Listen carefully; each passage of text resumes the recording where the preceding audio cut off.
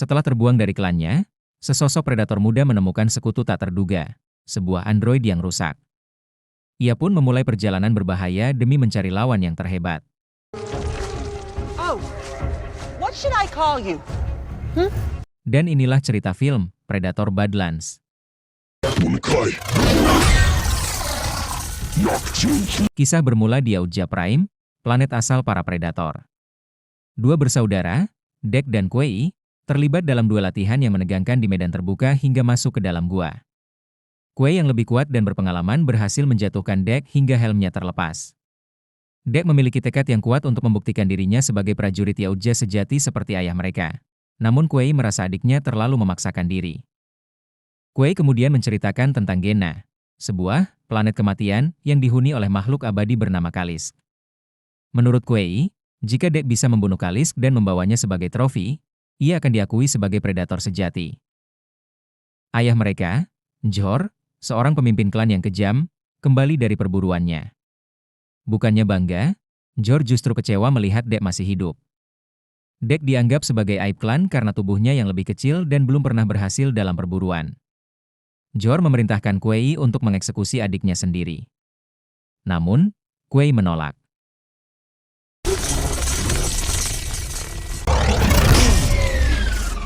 Ia membebaskan Dek dan memasukkannya ke dalam luar kapal angkasa miliknya, memprogram tujuan ke Gena. Murka karena pembangkangan itu, Jor menyerang Kuei. Kuei kehilangan lengannya dalam pertarungan, namun berhasil meluncurkan kapal Dek. Dari jendela kapal yang menjauh, Dek hanya bisa menyaksikan tanpa daya saat ayahnya memenggal kepala Kuei.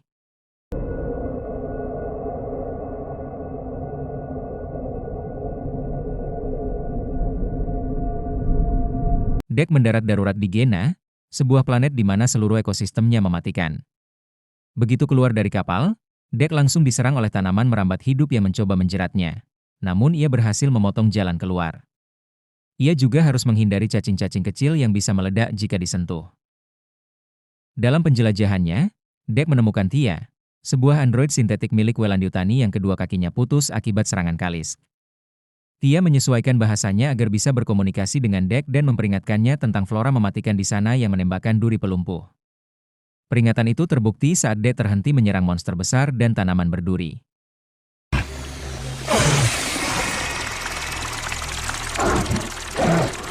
Dengan sisa tenaga, Dek melemparkan senjatanya ke Tia, membiarkan android itu membunuh monster tersebut dan memberikan penawar racun kepada Dek.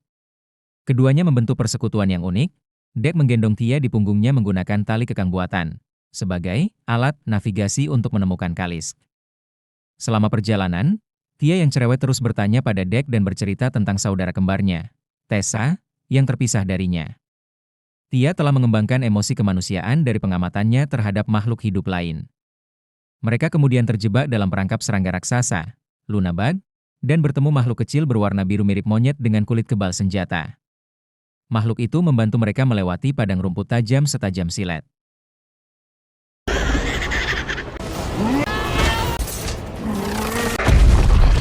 Malamnya, mereka membangun kemah. Tia menggambarkan makhluk kecil itu, Bud. Bud mulai menyukai Dek dan menandainya sebagai bagian dari kawanan. Dek, yang masih trauma atas kematian kakaknya, awalnya menolak ikatan emosional karena dianggap sebagai kelemahan. Sementara itu, tubuh Tessa, kembaran Tia, ditemukan dan diperbaiki oleh tim Welandiutani. Tessa melaporkan kepada MUTH-UR, induk komputer, bahwa misi menangkap Kalisk gagal dan ia harus kembali menyelesaikannya. Pemindaian mereka juga mendeteksi keberadaan Dek, yang kini dianggap sebagai ancaman bagi misi perusahaan.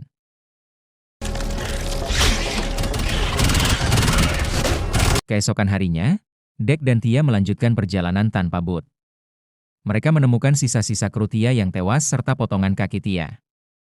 Saat Tia mencoba memperbaiki dirinya, sang Kalisk muncul. Makhluk itu besar, ganas, dan mengerikan. Dek bertarung dengan gagah berani dan bahkan berhasil memenggal kepala Kalisk.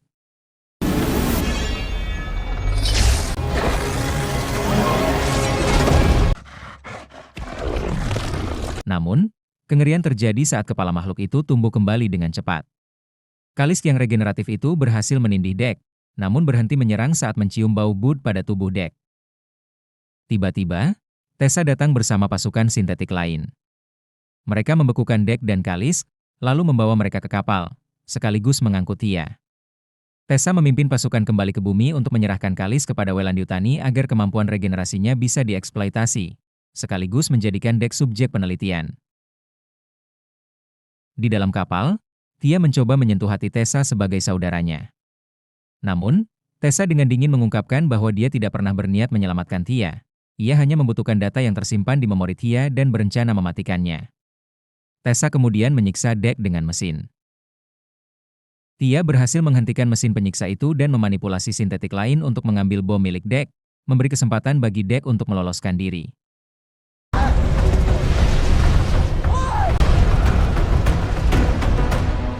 Dek menemukan Bud yang ternyata sedang berdiri di jejak kaki Kalisk. Ia menyadari bahwa Kalisk adalah ibu dari Bud. Dek kemudian menandai Bud sebagai bagian dari klannya, sama seperti Bud menandainya dulu. Dek mengumpulkan semua benda berbahaya dari planet Gena yang ia bawa untuk dijadikan senjata melawan para sintetik. Dek dan Bud menduduki pangkalan Weylandiyutani di kapal tersebut. Mereka menghancurkan sebagian besar pasukan sintetik dan membebaskan Tia, yang kini sudah menyambungkan kembali kakinya. Tessa muncul mengenakan setelan mekanik tempur, match suit, dan menyerang mereka. Kalisk yang terbebas ikut mengamuk, mencabik-cabik pengaturan Tessa dengan bantuan Dek, Bud, dan Tia.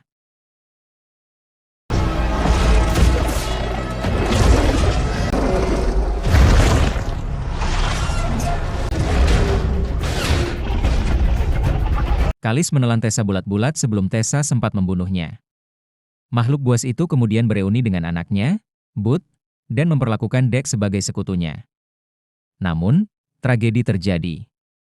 Dari dalam perut Kalisk, Tessa mengaktifkan perabotannya, menyebabkan tubuhnya membeku dan meledak, membunuh Kalisk seketika. Tessa yang selamat dari ledakan bersiap membunuh Tia, namun Dek menusuknya dengan tombak. Bud kemudian melompat dan mencabut kepala serta tulang belakang Tessa, trademark fatality khas predator sejati. Dek kembali ke Yautja Prime membawa tengkorak Tessa sebagai trofi, bukti bahwa ia telah menyelesaikan perburuannya. Ia datang untuk menuntut jubah ayahnya. Jor menolak mengakui Dek dan memerintahkan pengawalnya untuk membunuhnya. Dek dengan mudah menghabisi para pengawal sebelum berduel 1 lawan 1 dengan ayahnya.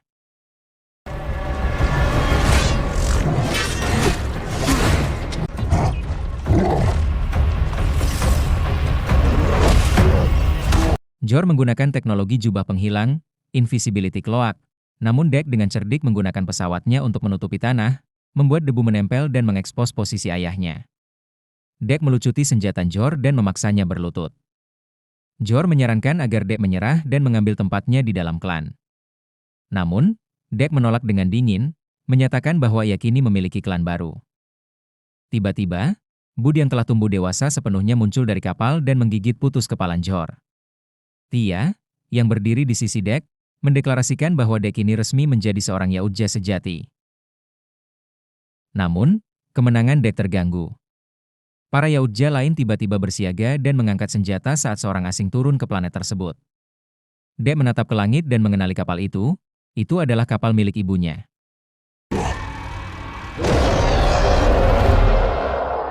Dan cerita film pun tamat.